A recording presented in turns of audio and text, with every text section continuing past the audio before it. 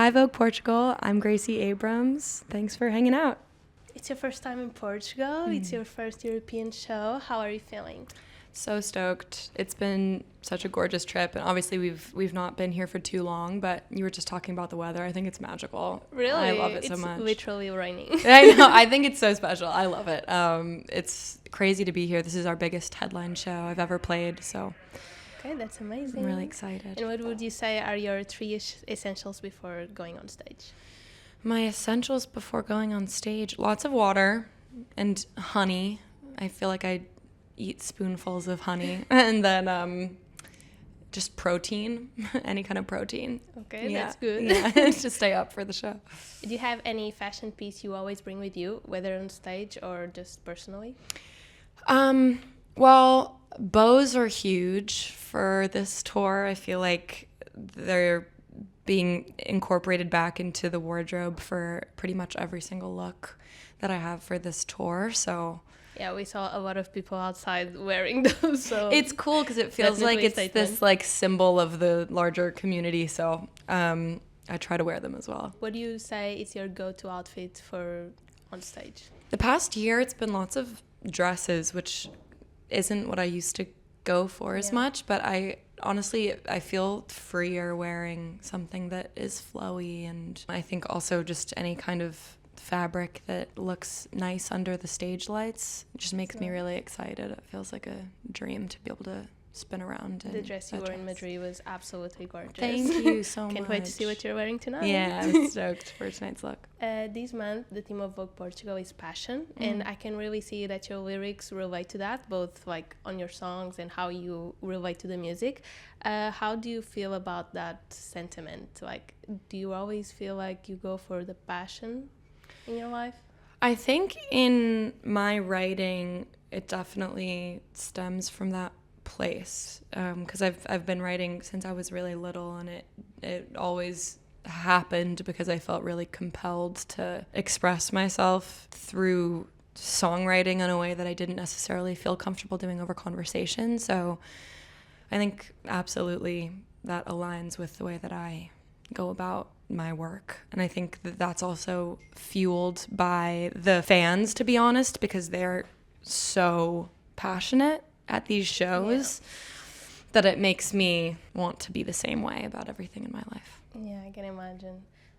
The Secret of Us album feels like a more extrovert version of you. How do you see this shift from introvert to extrovert, and how do you think can relate to your personal growth? I definitely think that the more I've gotten to know myself, the more comfortable I am expressing my feelings, kind of more directly rather than indirectly, I suppose. Like I think a lot of the personality of this album was influenced by having lived more life, but also writing so many of these songs with my good friend, who I think the way that you are when you're with your closest friend is like naturally more extroverted and more expressive, and it's like a more real version of you. Exactly, just more open. So I think that translated into this album in a way that I'm proud of, but also was just an exciting step in a direction that was a little bit unexpected for me, I suppose. Just, being a little bit louder. Yeah.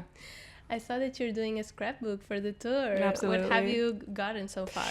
Lots of letters, lots of Polaroids from the shows already, and I feel like I've just been collecting every little scrap of paper that... Do you have a favorite? I am really excited about the Polaroids that I'm taking in the middle of the show. We have a B stage for the first time, and we recreated my childhood bedroom. Oh, that's so cool. Which is where I did all my first shows ever through Zoom during the pandemic. Did you come up with that, or? Yeah, I just, all of like my I did a music video for I Miss You, I'm Sorry from that room. I feel like every song that I wrote when I was growing up, I recorded videos from that room, and it was like how a lot of my audience and I got to know each other initially. And I've just been very nostalgic for that space, as we've been lucky enough to grow into these rooms like this size, and I wanted to bring it back. So, and it's like a comfort zone, right? Exactly. So it's cool because I've been taking Polaroids of kind of each wall, but each side of the crowd from stage. And so those are the pages in the book so far that I'm loving the most. Okay, good. Well, journaling feels like a second nature to you. Do you always like think, oh, I need to write this, or just comes up naturally? I just try to do it as much as possible.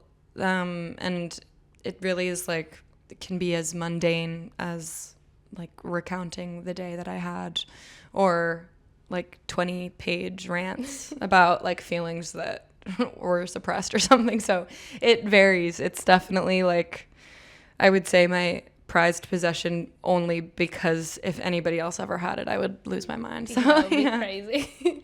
And do you think like sometimes those feelings become songs, or is like an obligatory thing?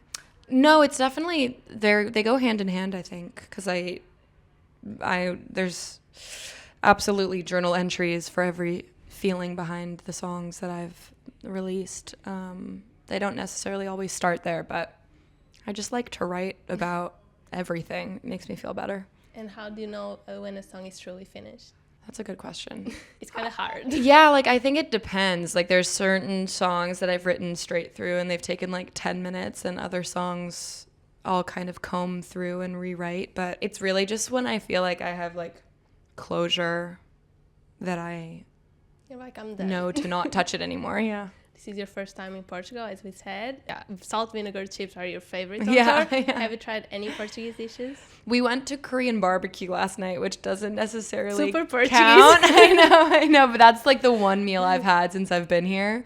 Otherwise, it's just been like, I had mashed potatoes for dinner tonight. So that counts. I mean, it? mashed potatoes are really Portuguese. Okay. I mean, we use it a lot. So. Okay, great. Okay, then that's my meal, yeah. So if we open your suitcase right now, what do you think would be the most crazy thing we would find? It's actually funny, this tour in particular, I packed like the most boring ever, because I think it's taken like 4 years of touring at this point to understand that like I only ever wear the same 2 things. Like I'm in sweatpants or I'm in jeans. What did I bring that's bizarre? I mean, it can just be your favorite thing. I mean, hand weights. No, I have like a nebulizer, which is like a vocal steamer. Okay. So maybe that's like slightly curious. abnormal. Yeah. Yeah. I don't think anyone has that. Yeah, exactly. What's one thing your fans would be surprised to know about you? I hope they would be overwhelmed by how much I love them. Like, I hope they feel it and know that. But I think like being on tour and being lucky enough to like see their faces and be loud in a room together, like that just makes my day every single time. It makes me feel like the luckiest person in the world to be able to know them even. So I hope they'd be surprised by the degree to which I love them. What's your favorite chorus to hear scream back at you during the show? Ooh. That's So True has been fun because there's such passion in the voices. I think like that song in particular was kind of an angsty one to write. I wasn't like too happy when I wrote that. I mean, I was thrilled the day we wrote it, but like the feeling behind it is like a little resentful or something. So I really love hearing their voices on that one. But it's cool because every single chorus where there's like on the actual record, when there's backing tracks that I can't sing all parts at once, they always fill in the blanks. So it's great to hear their voices all the time. Yeah. I can imagine. If you could borrow any fashion item from an artist, past or present, who would you swap closets with? Ooh. I feel like Stevie Nicks just had like the most iconic looks ever. For sure. And it's very boho. Yeah, so I want those sleeves. Your favorite trend? I don't know that I have a favorite trend. I think like when I think about those shows and it's so witchy, there's something so like magical and epic and like dark, but also like flowy and feminine about her looks that I envy. Florence and the Machine, I would say, also kind of fits into that category of like barefoot, long lace. I love that. You once said Taylor Swift was your dream collaboration. Mm-hmm. Now that it happened, who is your next? Oh, man. I know sometimes when dreams come true, it's hard to think of another. I know. I'm like Taylor again. I think Bon Iver is like an all-time favorite. But I'm lucky that I get to work with Aaron Dessner all the time, and he's been a dream collaborator of mine forever, and he's like family now. So, as long as I get to keep working with Aaron, it's like my dreams are just coming true over and over and again. So Thank you so much. Thank for you. this. I'm so happy to meet you. Thank you for thank you. everything.